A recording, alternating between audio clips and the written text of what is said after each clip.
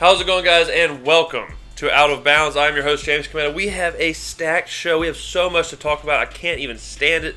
How am I going to pack this into about 30 minutes? I don't know. I don't know how I'm going to do it, but I'm going to do it. On the slate, we're going to go straight into what's going on in New Orleans. We're going to talk New Orleans, Tampa Bay. Then, we got the world-famous MLS Minute. A lot happened in the world of American soccer. Get ready. Get your scarves on. Then, a new and improved weekly top 5 of college football. Spoiler alert, there are some changes. Then, how'd I do? Winners, left and right. How I did with the picks that I gave you. I'm getting hot, boys. Invest in what I'm saying. And then finally, we shall talk the new top 25 in college football. And of course, the SEC West Championship that was played in Tuscaloosa. Let's go ahead and jump into this thing. When I was a kid, my parents told me a story. Before I was born, that they went to a concert, a Rod Stewart concert, here in Biloxi, Mississippi.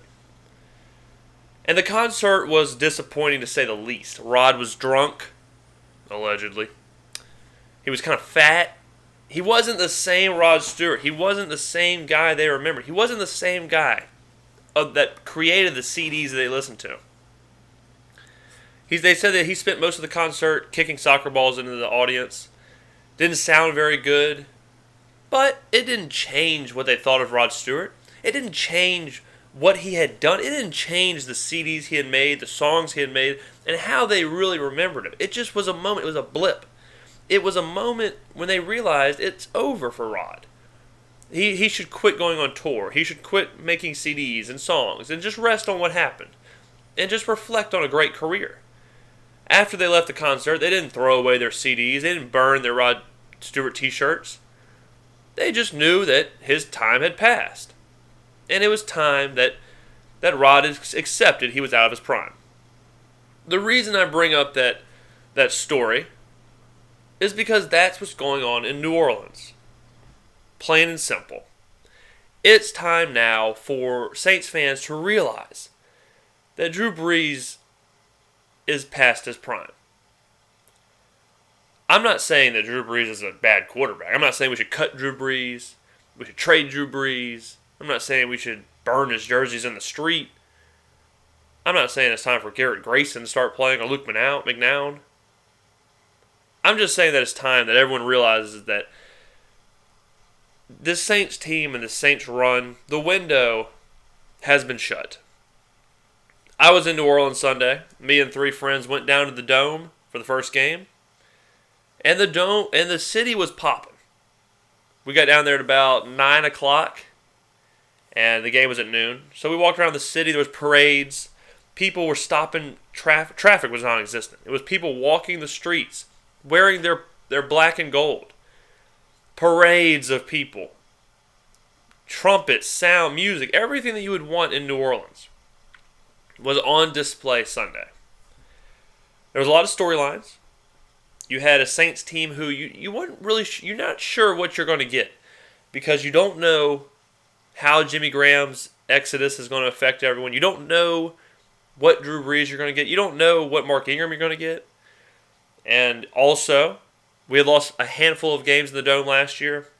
So this is the first home game of the new season, a fresh, clean slate.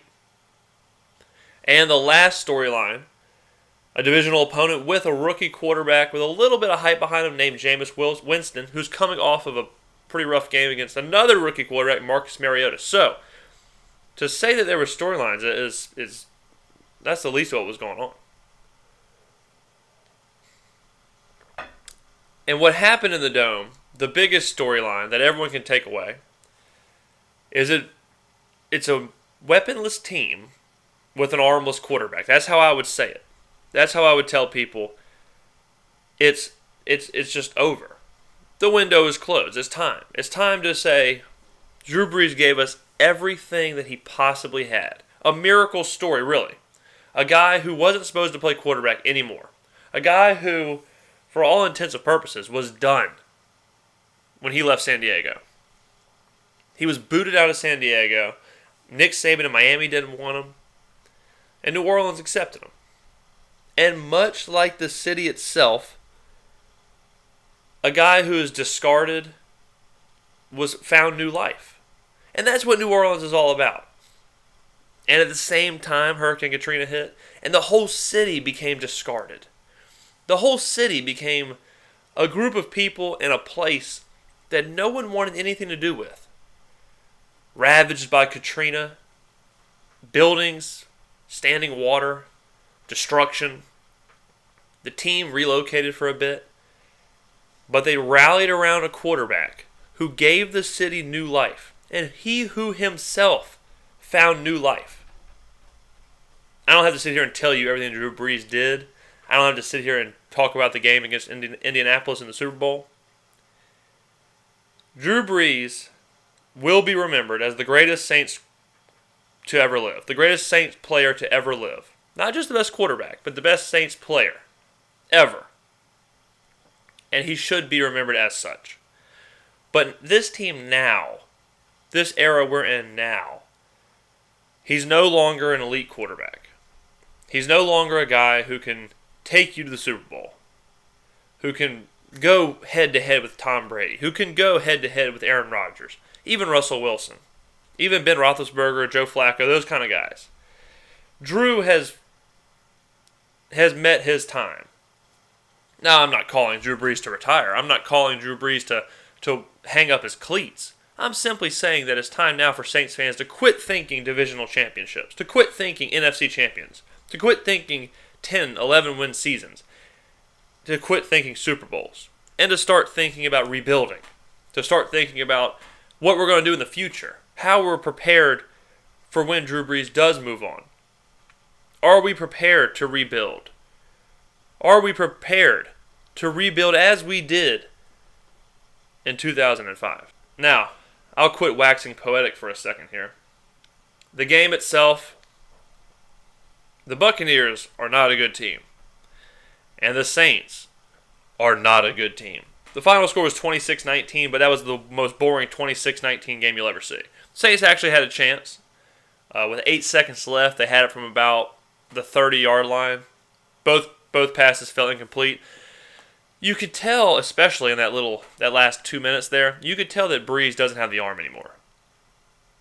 In fact, after the game, he even talked about how he had some discomfort in his shoulder. And that is not what you want Drew Brees to be talking about. You do not want Brees to have any kind of problems with that shoulder. But I guess that comes with age. The team looked awful. Absolutely terrible. They look like a team. Well, I said they look like a team, but they are. They are a team with no one. There's no one on the team that you can rely on. Brandon Cooks needs a quarterback that can throw the ball downfield, can stretch it out. I don't think he's the number one receiver. I think he's more of a guy who can work in the slot, can work against matchups, can really spread the field, get downfield. He's kind of like a Randall Cobb in my mind. Like Randall Cobb might not be a number one kind of guy. He's more of a guy who needs someone to play off of. Marcus Colston is still trying to be the guy. You talk about a guy with some heart. He's still trying to be the number one guy for Brees because Brees needs that middle guy now. He needs that guy who's in the middle about 10 to 20 yards. That's what he needs. And you know who was really good in that? Jimmy Graham. You took away Drew Brees' guy when he needs it the most. I've never been a big supporter of Jimmy Graham. I wouldn't have paid him. I think you could have got a lot more for him. But he's gone now, so it really doesn't matter. The Saints are... What we're really going to find out is what kind of a coach Sean Payton is. Sean Payton lucked up into a situation where he got Drew Brees, he got this team full of players who just gelled and they became a Super Bowl champion. But it wasn't because of Sean Payton. Because he's going to have to work some miracles to get this team back in the winning ways. What I watched Sunday is a bad football team. A team, I said they were going to go 10-6 in the preseason. That's not going to happen. I would be absolutely shocked if we win 8 games. Absolutely shocked if we go 500. It honestly may be better for the Saints if they just, I'm not saying tank the season, but if they get a top 10 draft pick, you definitely want to be in there more than you want to be in the 8-8 range. They need help. They desperately need help. What would really be nice is if we had a quarterback like Bryce Petty or somebody sitting behind Brees learning right now, because you can see that Brees' time is over in probably the next 3 years. So if we had a Bryce Petty, A.J. McCarron, Aaron Murray, Zach Mettenberger, someone like that instead of Garrett Grayson, who I don't know why we took Grayson over Bryce Petty, but that's for another podcast. That's for another day. I can't be doing that. Back to the game itself. Let's look at the stats here. Mark Ingram, another average game, 18 carries, 16 carries, for 53 yards, 3.3 yards a carry with 1 touchdown. Better than his first game, but still not good enough. We're going to have to rely on Mark Ingram more than ever. We're going to need to slow the games down, pound the football, protect Brees, not have Drew Brees do everything. The big story to me is this is the 6th straight home loss. 6 straight home losses. The Dome Magic, somebody call Chris Angel, because there's no magic left. There's no magic. We need David Blaine to start going into games, just so there can be a little bit of magic. David Blaine just eating quarters at halftime, just to get some more magic. The voodoo is gone. It's out of here.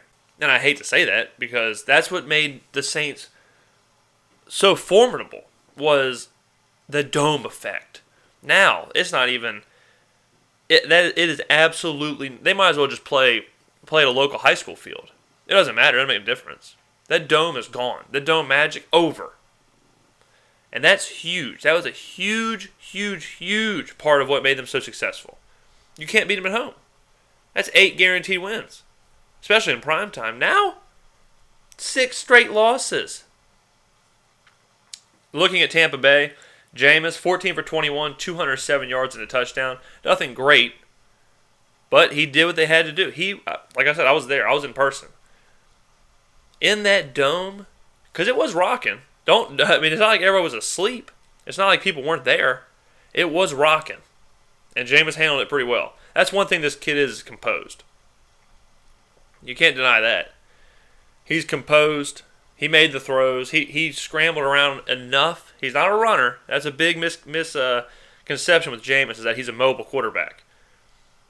That's a little profiling. But he moved around just enough to escape pressure, to extend plays, to extend drives, to change some third downs. He also ran for a touchdown.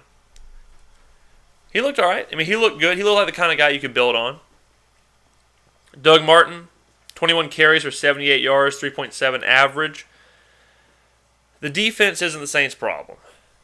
Giving up 26 isn't fun, but it's not the problem. The problem is Drew Brees has no one to work with. That's the problem. The problem is he has no one to lean on. He's doing everything by himself. And if he does have some kind of shoulder discomfort, if he does have a situation where he's got an injured shoulder, or he's just not 100%, that's even worse. Saints fans, I'm speaking to you as a person who's watched every Saints game for the past 20 years, a little less, since I started watching football. Get used to rebuilding. Get used to losing games. Get used to not winning the division and not even being in the conversation.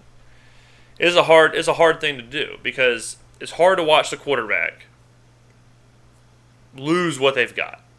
Drew Brees is losing everything at the same time. He's losing his arm. He's losing his weapons. He's losing everything. The team's not as good. We put a ton of money into contracts that we cannot use.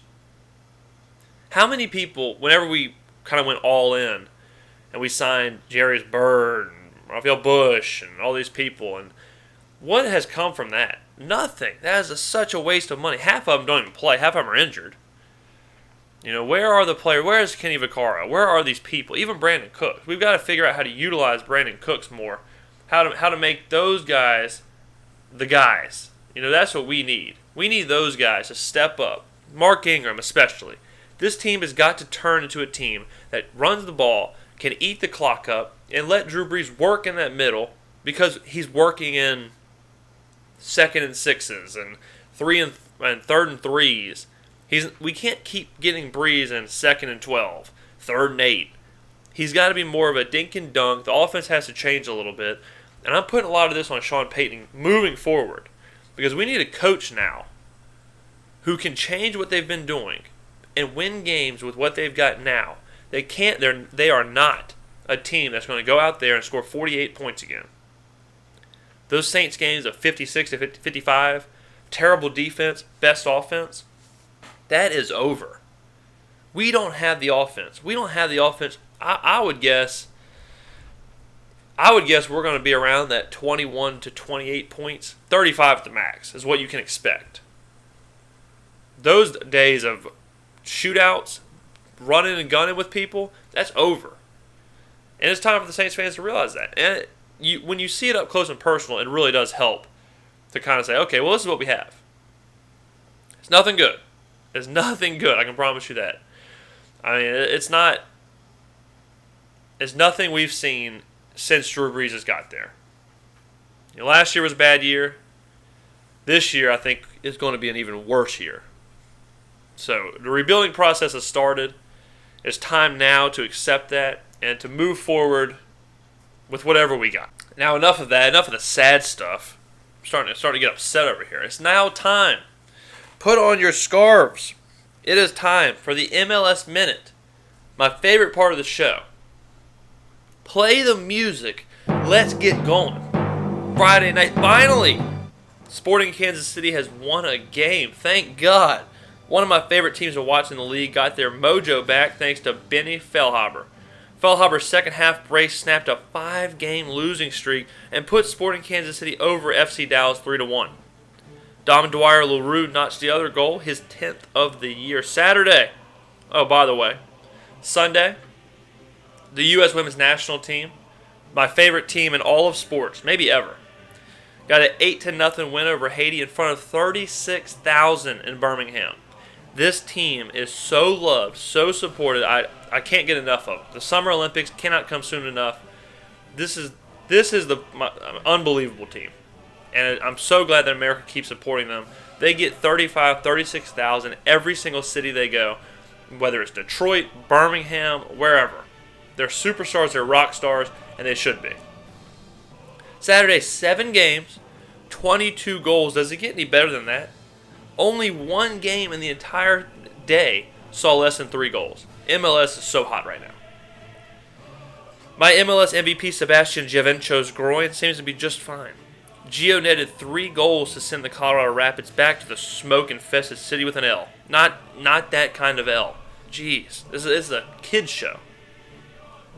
Would you be shocked if I told you the Columbus Crew won 2-1 and Kai Kamara scored the game winner? Well, don't be shocked. Of course you wouldn't, because it happens every single game. Ethan Finley scored the other goal as the Crew beat DC United 2-1. The Cascadia Cup is going back to the land of Starbucks and grunge music. The Sounders lifted their first Cascadia Cup since 2011 with a 3-0 win against Vancouver. Goals from Andreas Ivanschitz, Gonzalo Pineda, and Obafemi Martin silenced the Canadian crowd. Don't look now, guys, but New York FC is rolling. New York bested San Jose at Yankee Stadium 3-2 on a brace from Ned Grabavoy and a David Villa goal. You know how I know it's a good week? I know it's a good week whenever Gio, Kamara, David Villa, Drogba, when they all score. It was bound to happen, guys. New England's 8-game unbeaten streak is finally over. The Montreal Drogbas defeated the Revs 3-0 with goals from Johan Venegas, Didier Drogba, and Dilly Duca. What a name, Dilly Duca. Montreal stays 2 points ahead of New York FC for 6th in the East. In the lowest scoring game of Saturday, Orlando City Walt Disney Cacas won 1-0 on an 86-minute goal from Brian Roches. The win brings Orlando to 9-13-8. I'm a little confused, honestly, of what happened here, but Real Salt Lake bested the best lineup in the, wait for it, Galaxy, 3-0. The scoring started in just the 3rd minute and never stopped. Devon Sandoval bagged a brace and Javier Morales added insult to injury. Keane, Gerard, Dos Santos, Zardes all started for LA in the upset only seen in Hollywood-created fairy tales. Sunday, we play football on Sunday. Along with the women's national team, New York Red Bulls got themselves an almost impossible road win all the way in Portland. That's a hell of a flight. 2-0 with goals from Felipe and Damian Perinelli. And finally, the Philadelphia Union silenced the Houston Dynamo 2-0. This marks the first time Philly has beaten Houston in their last 7 meetings. Union fans can thank goals from Tranquillo Bernetta and CJ Sapong. That, guys, is your MLS Minute. What a fantastic segment. My favorite part of the entire show is the MLS Minute every single week. I hope you're watching the MLS. There's only a few weeks left in the season, and playoff races are heating up. Please start watching the MLS. Every Sunday there's 2 games free on cable, and the MLS Live package is probably like $10 now. I got it for $30 2 months ago. Now, let's jump here. Some college football talk. I'm a little depressed after talking Saints. Good, I'm not going to lie. I wish I had some Baileys in this coffee. Before we get into the actual top 25 and we get into Tuscaloosa, I'm going to give you my top 5. Last week, my top 5 read Ohio State, Ole Miss. I had a number 2 last week. I didn't need Tuscaloosa. I didn't need what happened Saturday for me to bump Ole Miss up. I see these things. I saw it before. Number 3 was USC. That will certainly change. Number 4 was Bama. Number 5 was UCLA. This week, the top 2 stayed the same. Even though Ohio State struggled against Northern Illinois and Ole Miss won an enormous game against Bama, I still am not ready to move Ohio State. They've won, 16 games in a row. They've got probably 3 of the top 10 players in the league or in the nation. I'm not ready to move them. I think they're the best team in the league. Yes, they struggled against Northern Illinois. Yes, they made a quarterback change. I cannot move this team until they really do either lose, show me a chink in the armor, or something. Number 2 stays the same, Ole Miss, of course. They almost went to 1, but Ohio State right now they're in concrete. Number 3 is a team who has not been in my top 5 since the beginning of the year, Michigan State. With all these other teams losing or not playing very good competition, Michigan State's win against Oregon has kind of solidified them in that top 3 for me. They've played tough teams. They've beaten tough teams. They take care of teams when like Air Force. That's not an easy game to play after a team like Oregon. You don't want to play the cadets. You don't want to play a military school after winning a huge game like they did against Oregon. So, Michigan State is debuting in the top 5 and reaching number 3. Congrats. Number 4, Georgia. There was a few teams I could have put here, but I decided to put Georgia because Georgia is taking care of business. No matter who they play, and that's a big thing for me. It's one thing to win games, but it's another like TCU. TCU beat Minnesota by 6, right? And now they're even kind of struggling against SMU and teams like that. Georgia is beating the hell out of everybody. UL Monroe, South Carolina. In my opinion, Georgia has retired Steve Spurrier. He'll be done. And this game was a game that he had to keep it close or win, and Georgia put the foot on his throat. So Georgia is my 4th best team in the country. And number 5, another kind of, the team that was on the bubble was LSU. I was thinking LSU, if I was doing a top 6, they would be the 6th team. They're on the bubble of being in my top 5. But I didn't want to have 3 SEC teams in here. Number 5 is TCU.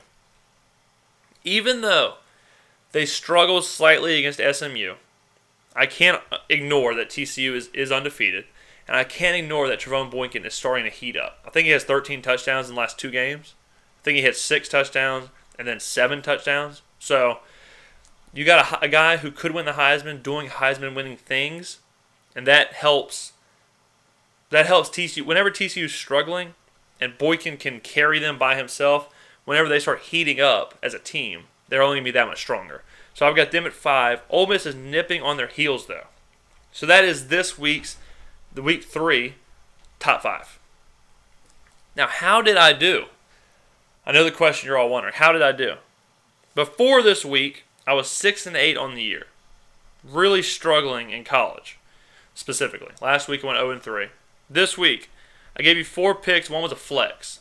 One was Ole Miss, or if you didn't want to do Ole Miss, I gave you another game. But I'm taking the Ole Miss game because that's what I said first. I had Ole Miss +7. Check. Cha-ching. Winner City. Knew it 100%. Give me the points. Then I had Georgia Tech -2.5. I don't know what happened. How is Notre Dame... How are they winning? How are they winning games like this? Georgia Tech lost outright, 30-22. And then the big shocker of the week, USC, number 6 rated team, number 3 to me, lost by 10. They were -10. They lost by 10 against Stanford, an unranked Stanford. What the hell happened? I don't even know. Cody Kessler. Hey, my man, what happened? I don't have an answer. But I went 1-2 in college. That's not good. So in the past 2 weeks, I'm 1-5. Oh, good God. But the NFL, I always said I was better at the NFL than college. I don't know what's going to happen tonight yet with the Colts because I have the Colts -6.5. But the other 4 games, Patriots -1, Cardinals -2.5, Cowboys +5, Packers -3.5. Winner, winner, winner, winner. Chicken dinners for everybody.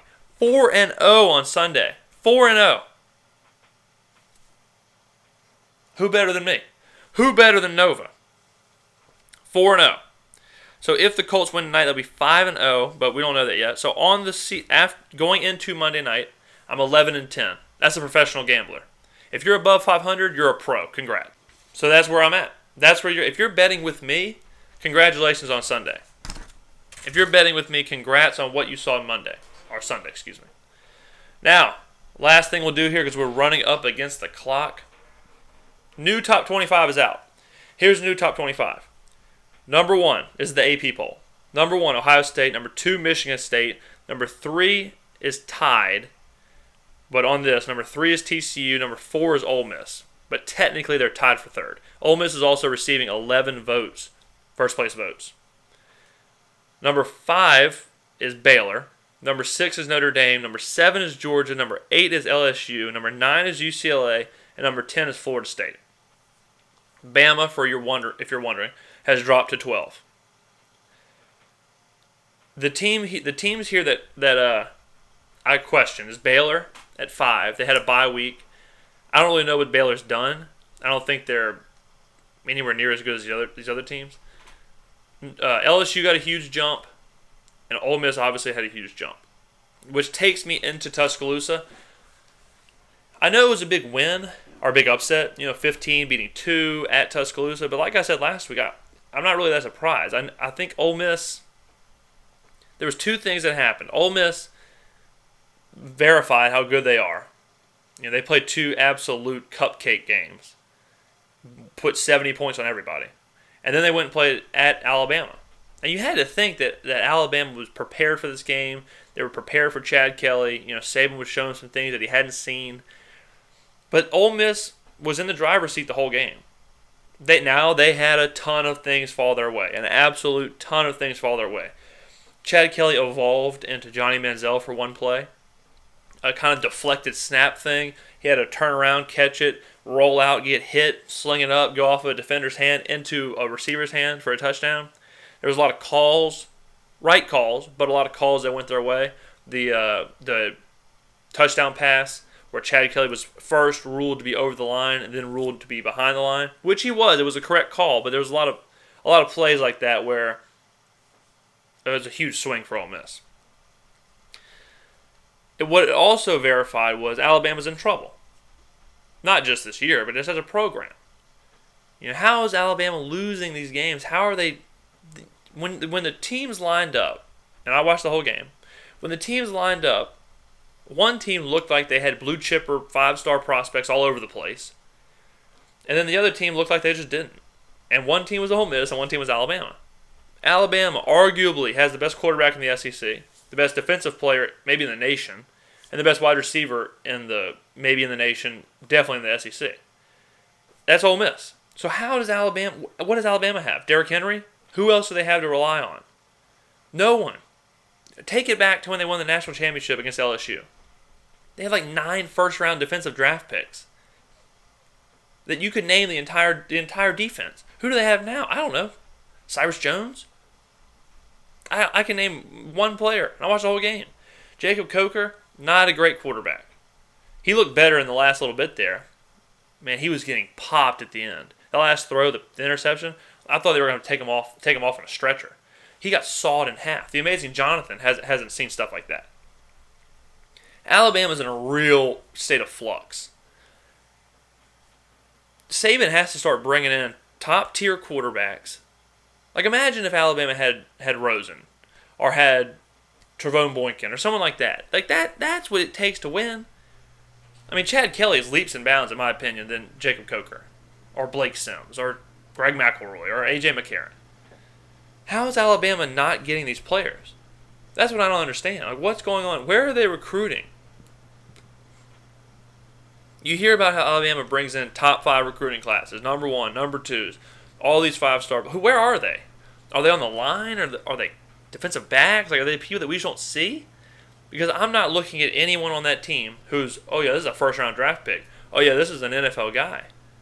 I just don't see them. Maybe I'm not looking in the right places. Like I said, maybe it's just random linebackers or random linemen. But there's no one on that. Like Robert Kimdichie is a NFL draft. He's a first-round draft pick. What? No problem. Even Stevie can see that. Laquan Treadwell, NFL talent, best wide receiver in the nation. I can see that. Chad Kelly, I can see what he's got. I don't see what Jacob Coker's got. I don't see what these wide receivers for Bama has. I don't see what their defensive players have. I'm not ready to burn down Tuscaloosa. I'm not ready to say they're not a good team. They're not a good program. But it's different. Something's happened there.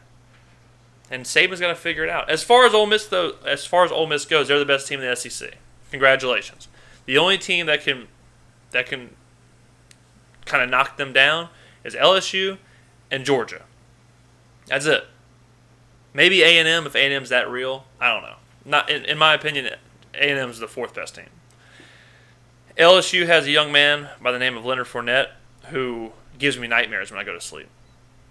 Whenever I'm sleeping at night, I wake up with chill, with cold sweats. It's because I'm thinking about Leonard Fournette running straight at me with a football and me having to try and figure something out. I've never seen stuff like what Leonard Fournette did. Actually, I take that back. It was Ricky Williams. Ricky Williams is the last running back that looked like Leonard Fournette. Someone who just...